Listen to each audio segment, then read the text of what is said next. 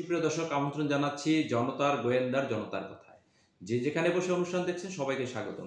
দর্শক, আজকে সরকারের একটি ডিক্লারেশন দেখলাম, সেটা হলো প্রাথমিক পর্যায়ে প্রাথমিক স্কুল যেগুলো আছে সে পর্যায়ে ফেসবুকে কঠোর ভাবে নিয়ন্ত্রণ। এইটা বুঝলাম না, এটা শুধু প্রাথমিক পর্যায়ে কেন? এটা উচ্চ মাধ্যমিক নয় কেন? এটা মাধ্যমিক নয় কেন? এটা স্টুডেন্টদের ক্ষেত্রে আরো বিস্তর নয় কেন? আপনি শুধু প্রাথমিক পর্যায়ে করলেন, মাধ্যমিকটা কেন বাদ দিলেন?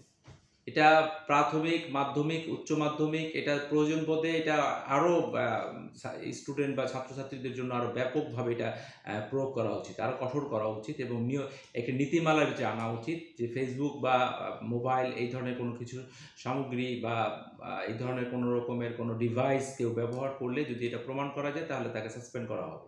নতুবা শিক্ষা ব্যবস্থার এমনিতেই অবস্থা খারাপ। বিগত সরকারের আমলে স্কুলের ভিতরে কি ক্লাস পার্টি, গান, বিশ্রী বিশ্রী গান বাজনা আমরা শুনে একেবারে হতবিহ্বল হয়ে গেছি আমরা যারা গার্ডিয়ান আছি। আমি নিজে একটি উদাহরণ দিয়ে বলতে পারবো। ক্যান্টনমেন্ট প্রাইমারি যে প্রাইমারি বিদ্যালয় যেটি প্রাথমিক শিক্ষা, ক্যান্টনমেন্টের মাটিকাটার এই কর্নার দিয়ে এইখানে আমি একদিন দাঁড়ানো ছিলাম। ওইখানে আমি দেখলাম যে আপনার স্কুল পার্টির শেষ ক্লাস, এত বিশ্রী বিশ্রী গান বাজতেছে ছোট ছোট বাচ্চাদের এখানে, এটা অবাক কাণ্ড। তো এই ধরনের কর্মকাণ্ড থেকে একেবারে কঠোর শুধু নয়, একদম কঠোরতাভাবে এটা বন্ধ করা উচিত। খুব জরুরি হয়ে পড়েছে। কারণ শিক্ষা ব্যবস্থা না বাঁচলে তো আমাদের সন্তানরা তো মানুষ হবে না। এরা তো একেবারে অমানুষ হয়ে যাবে, এদের তো আর নিয়ন্ত্রণ করা যাবে না। তো শিক্ষা ব্যবস্থার জন্য যেকোনো পদক্ষেপ, ভালো পদক্ষেপ, খুব দ্রুত এবং কার্যকরী পদক্ষেপ নেওয়াটা খুব জরুরি। কারণ শিক্ষা ব্যবস্থায় কোনো অবস্থাতেই আপনি যতই আধুনিক হন না কেন, আধুনিক হলে বাংলাদেশের নিজস্ব একটা কালচার রয়েছে। সেই কালচারকে বাদ দিয়ে যখন আপনি বিদেশি কালচারকে আপনি স্বাগত জানাবেন, সেই ক্ষেত্রেই কিন্তু শিক্ষার উপর এটা প্রভাব পড়বে। আমরা আধুনিক হব, আমরা অবশ্যই ইংরেজিতে কথা বলবো, আমরা ডিভাইস ব্যবহার করব। কিন্তু সেটা একটা বয়সের পর্যায়ে গিয়ে, একটা আ স্তরে গিয়ে, সেটা উচ্চ মাধ্যমিকের একটা স্তরে হতে পারে। তাই না? তো শুধু এটা প্রাথমিক পর্যায়ে কেন? তো আমাদের কথা থাকবে, আমরা যারা সংবাদ বিশ্লেষণ করি, যারা আ সংবাদকর্মী রয়েছি, তাদের পক্ষ থেকে থাকবে এটা মাধ্যমিক এবং উচ্চ মাধ্যমিক পর্যায়ে এটা নিয়ে যাওয়া যায় কিনা?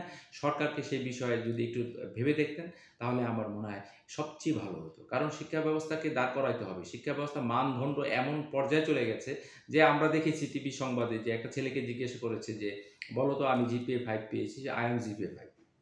এইটাও শুনেছি।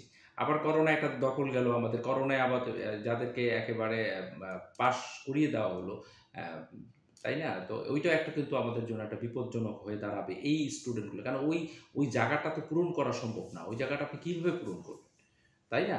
তো সেই ক্ষেত্রে শিক্ষা ব্যবস্থার জন্য আপনাকে অবশ্যই কঠোর হতে হবে এবং শিক্ষা ব্যবস্থায় আধুনিক হবে, কিন্তু বাংলাদেশের কালচারকে বাদ দিয়ে নয়।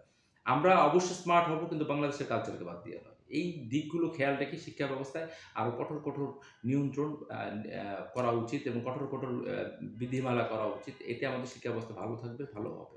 ধন্যবাদ দর্শক, আপনারা সংবাদ বিশ্লেষণটুকু শুনলেন। আবারও দেখা হবে কোনো একটি সংবাদ বিশ্লেষণে।